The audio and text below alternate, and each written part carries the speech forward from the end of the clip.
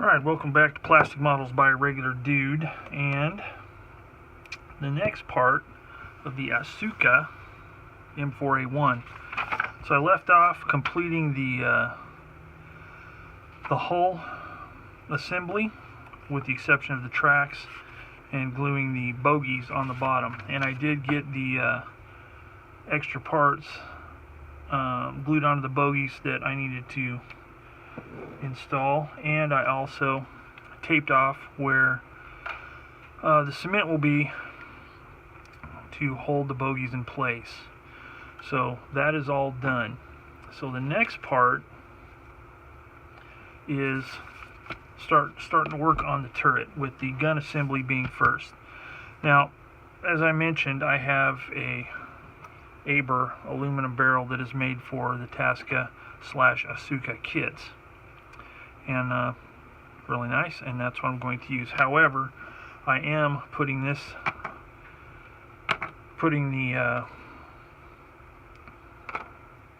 two-piece plastic barrel together to see how it works. So what I did is I clamped it together with some clothespins on the ends, and then I need to get some cement down the rest of the seam.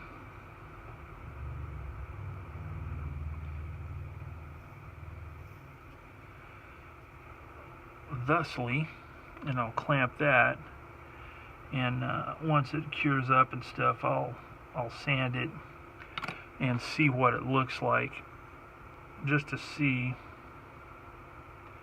how the plastic barrel would look if one decided to use it. Alright, so I've got that all cemented up.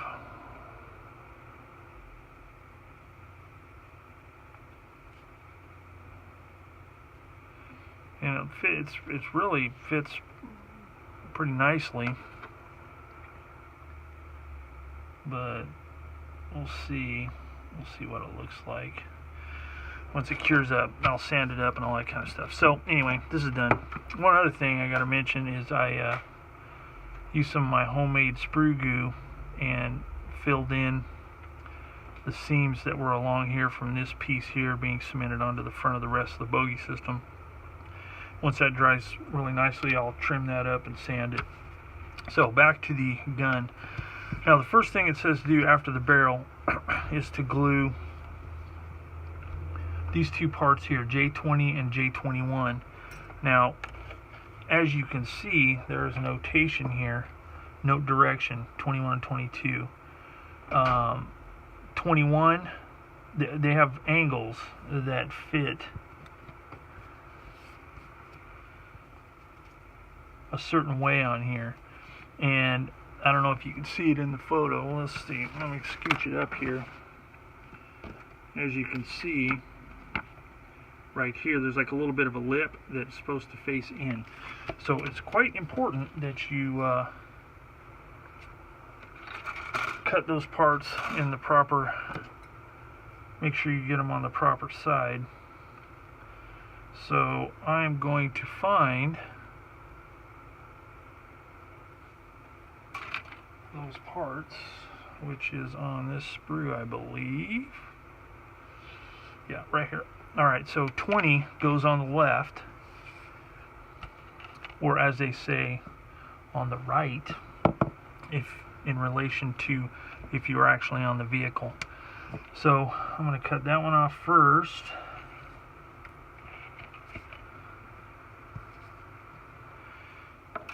Get it cleaned up and install it. Now I'm going to try and see if I can show you. Yeah, you can see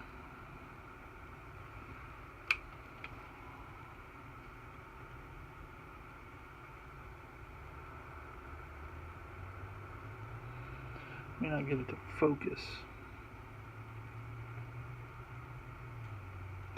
Yeah, you can kind of see how where the weld would be on the bottom of that lifting hook, that lifting eye is angled in.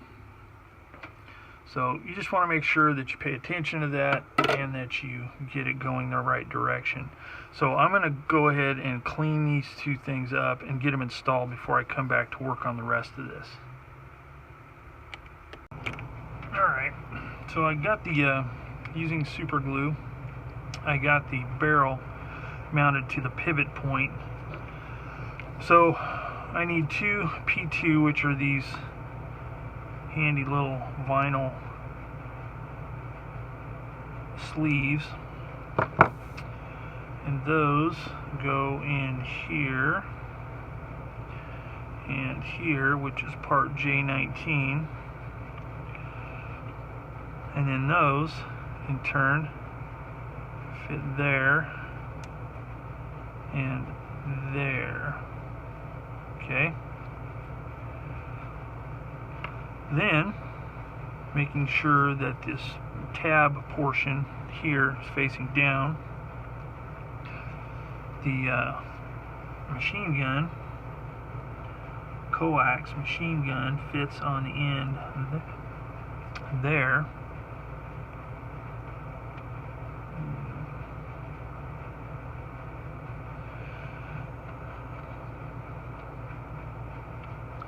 Little dab of glue.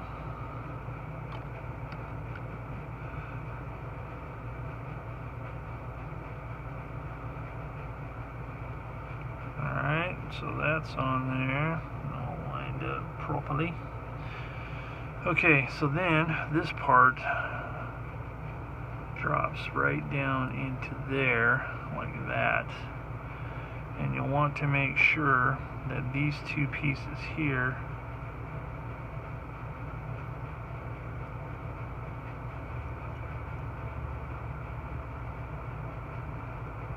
are somewhat lined up and that they fit down in there completely. It's like a beveled edge, so it slides down and bottoms out on these stops right in there. So holding that firmly in place, take the old handy dandy extra thin and cement the one side in, hold it in place good. Alright, switch it around to the other side, and I'm going to use my tweezers on this one to kind of make sure it's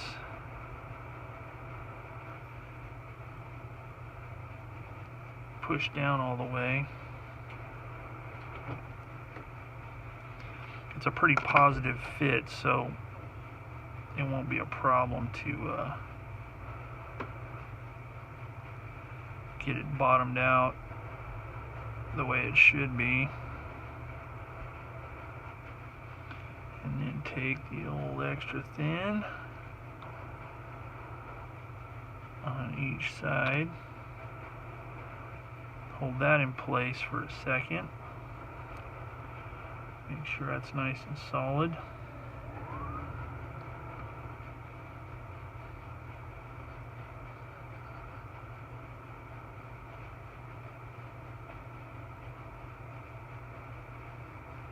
Alright, so I'm going to let that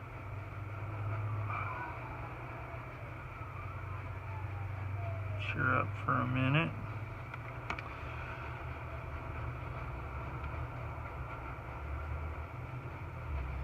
And while that is curing up,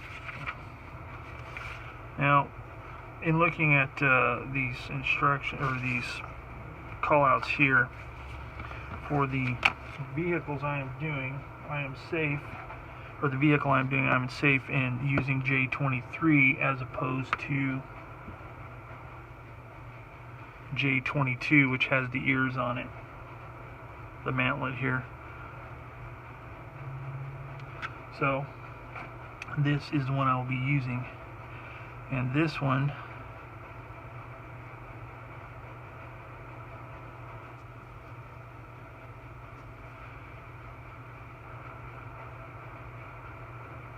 Now this part here, the only part that's cemented is this part right here. Cement's in there, so I'm going to apply my cement on here before I slide it into place.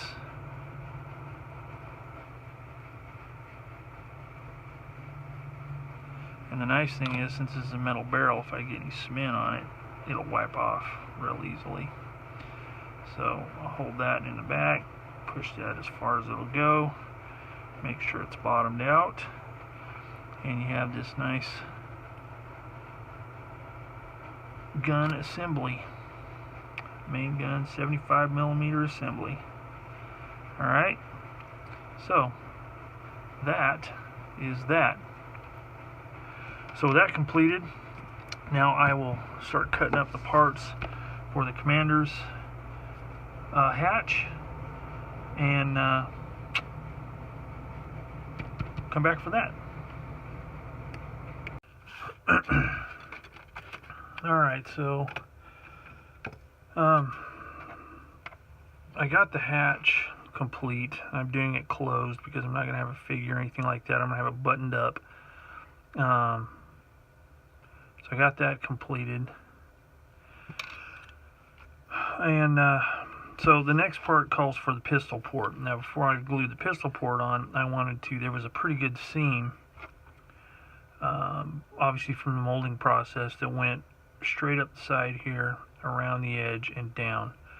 So I sanded that off, and I didn't worry about being all beautiful about it because I'm going to be texturing this turret. But I did want to sand it before I started putting the parts on. So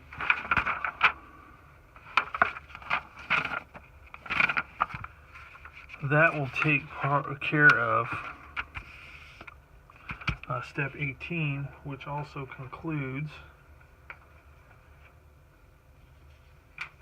that part of this fragmented instructions. Now I'm going to, real quick, I'll go ahead and put this pistol port where it belongs.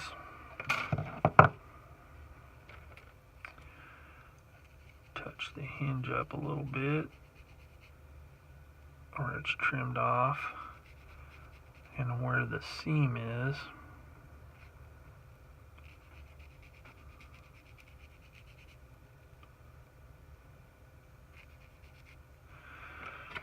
Whoops. So that will go right there.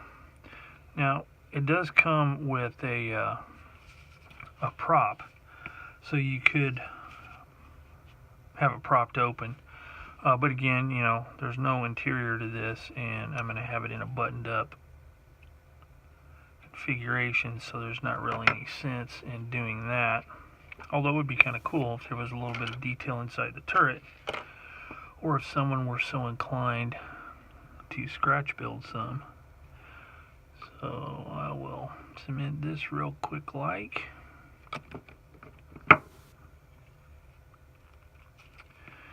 Alright, so we got that. So that finishes this segment of the instructions. And go on to step 19. So I think what I'm going to do first is I'm going to glue the bottom of the turret on.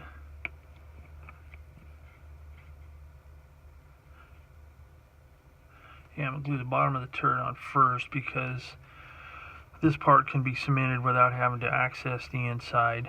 It does come with a platform on the bottom of the turret ring if you were using a commander figure, but since I'm not going to mess with that either. So just a quick comment on this here turret bottom. It fits really, really well. So there's not going to have to be a lot of, obviously I'm going to have to sand this smooth, but there's no large gaps that some of these kits can have in the bottom. Some manufacturers will try to be clever and have this really groovy curved portion here. All that does, in my opinion, for the most part, is, you know, it just makes it a little more difficult to fill in the seams. You know, you sometimes have bigger cavities that you have to fill in, and that can be a pain. Just do it angular. It's a lot easier. You don't have to worry about the angle on this matching, you know, on the upper matching the lower. So, you know, it's just as good to do it like this because it's going to have to be cleaned up anyway. So, anyway, I'm going to glue that in place. I've got a little burr here that I'm going to take care of.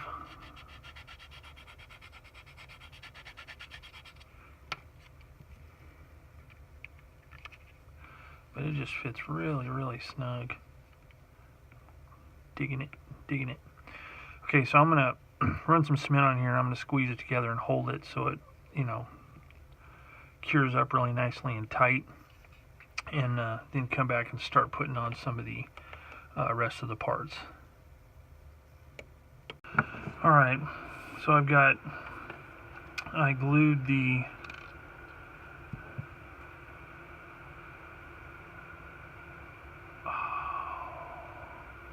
clamp for the MG barrel in place there,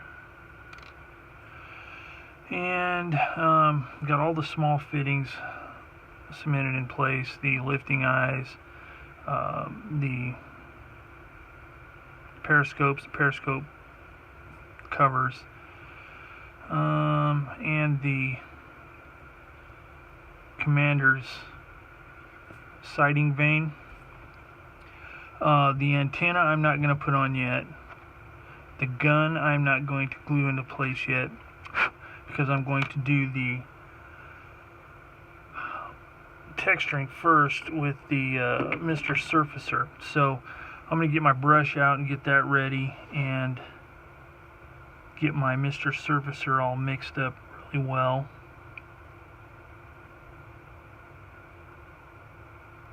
And start texturing this thing. Alright, I have my Mr. Surfacer all mixed up really well, and so I'm going to start applying it to the kit. Now, the brush that I used last time was this ultra cheap tester's brush that I had cut off the bristles to make it a little shorter.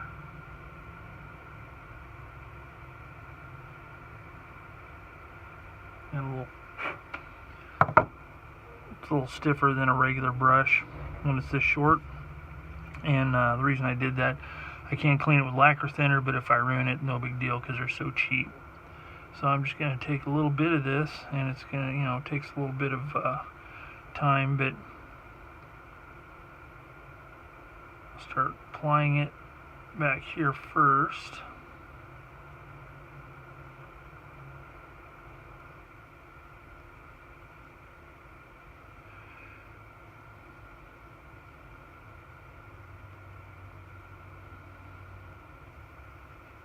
And as I go, I'm going to let it cure up just a little bit, and then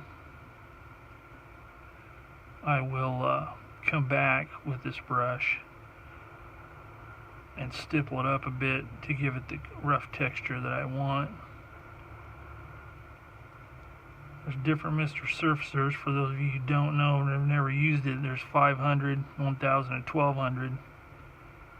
And they're considered primers, but this is really thick, and why it's good for this. The other ones are too thin to do this. So the best thing to do is work in segments. Now, I've only done this one other time, but it really wasn't that difficult.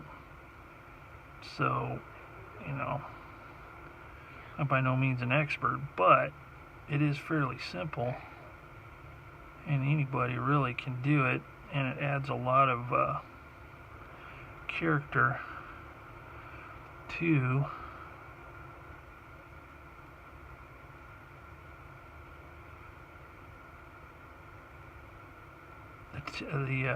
the vehicle.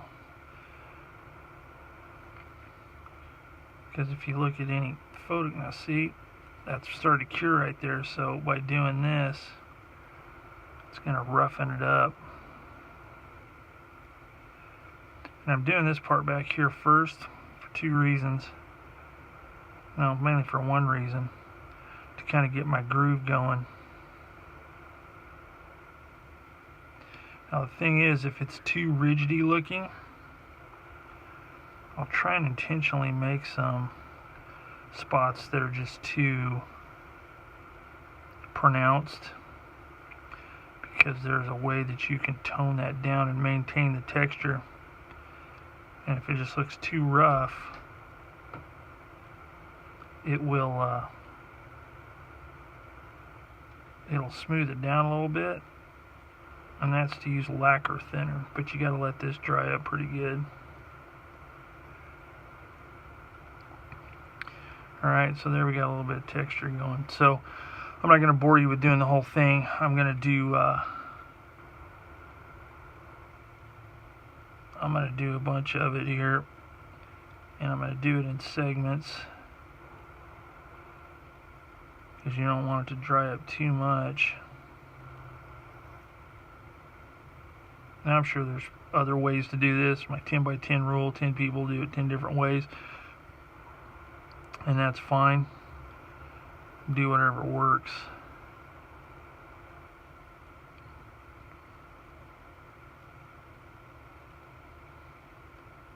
And just, you know, if you're kind of unsure about it, practice on some scrap plastic first, just to see and make sure you're getting the result you want. Okay, you can probably see a little bit better on this larger surface here.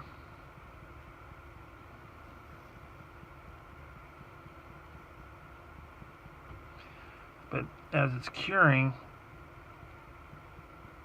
it gets a little more putty-like,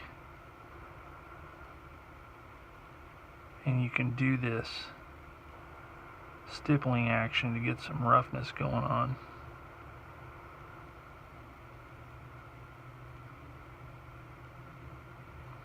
The nice thing about it is, as it cures further, even though you stipple up, it'll kind of smooth over a little bit.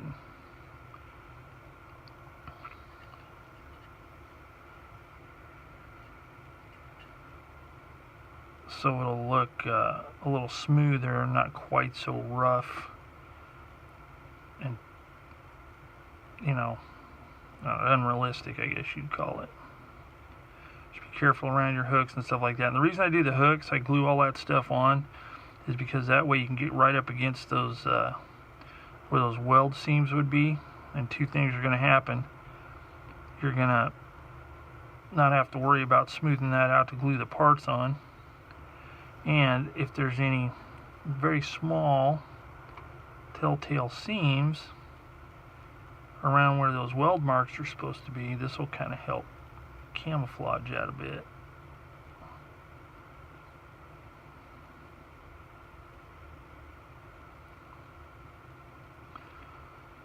But just work in sections.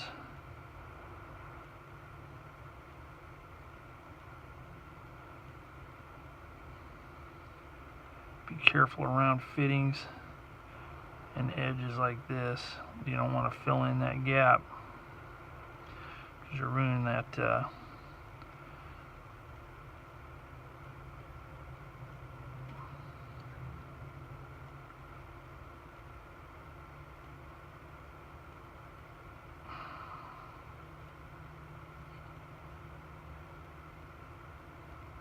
okay, so I'm going to continue working on this and come back. Alright, so I've got some texture on here, and there's some spots that look a little rough. So what I'm going to do is, taking a little bit softer brush here, yet with stumpy bristles, I'm going to wet it with some lacquer thinner. And then you just kind of brush it on a little bit, and it will smooth out some of that roughness to where it's not so abrasive looking and looks more like, I don't know, slaggish looking. I don't know if that's the right terminology, but sounds good.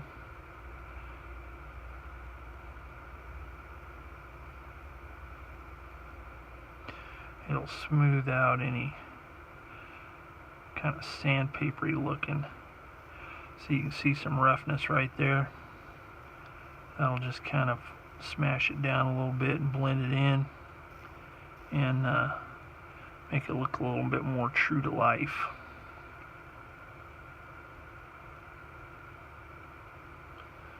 You notice not much of it comes off on the brush, so.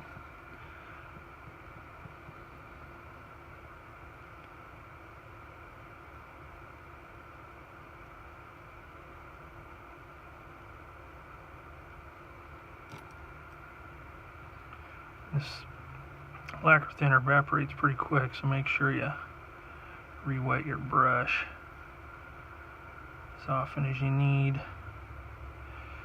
And one word of caution, some people don't have this problem. I have found that especially with thinners like, or solvents like lacquer thinner, you kind of have to be careful around parts that have been cemented on. They can dissolve that cement, or at least break it loose.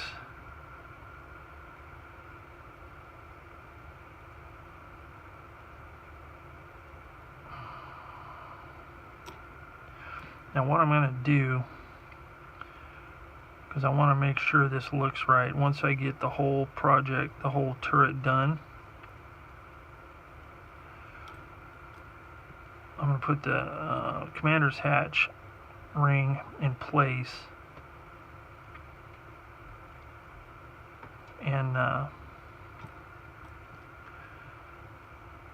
probably tape off where the gun goes, so I can prime this and make sure that it looks the way I want to. It's kind of hard to tell with this gray color, so I'll probably use black primer just to make sure it's the texture I want. It looks pretty good though. I may not have to do that. Just look for any rough spots and just take them down. Yeah, it looks pretty good. Yeah, it's kind of rough right there, so.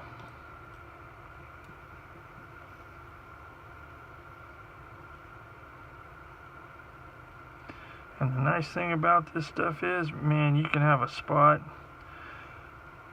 on the real deal that is just smooth, and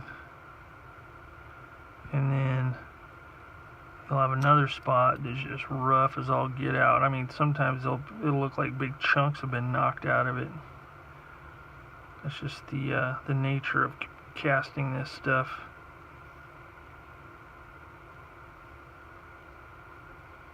Okay, so I'm going to let that dry up a little bit. And then, once it's dry to the touch really well, I can move on and do the upper portion of the turret and the rest of it. But there you can see, got some pretty dandy texture going on here. Okay, so we'll come back. Alright, so I have finished step 19. All the parts are glued on. The texture is done. And yeah, so for all intents and purposes, with the exception of gluing these parts in place, construction is complete on this kit. Here's the turret with everything in place and the texture. And the texture, I'm digging it. Man, this stuff works really well. And if I can do it, anybody can do it, because, I mean, you'd be hard-pressed to mess this up. So, that's it. So, I'm ready to paint. Well, actually prime first. And I've got some stuff I'm going to do a little bit different on this one for the painting as far as the sequence I'm going to use. So, I will I will be going over that in the upcoming videos. So for now, construction is complete, and I'm going to end this video here. So the next video, I will actually start working on the primer and paint, and show you kind of what I have in store for it. And hopefully I'll have some decals here pretty quick for this, and be ready to move on. Another just real quick note, the kit barrel, it actually would be totally usable.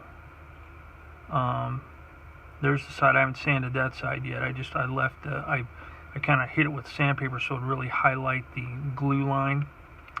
That is one side, there's the other.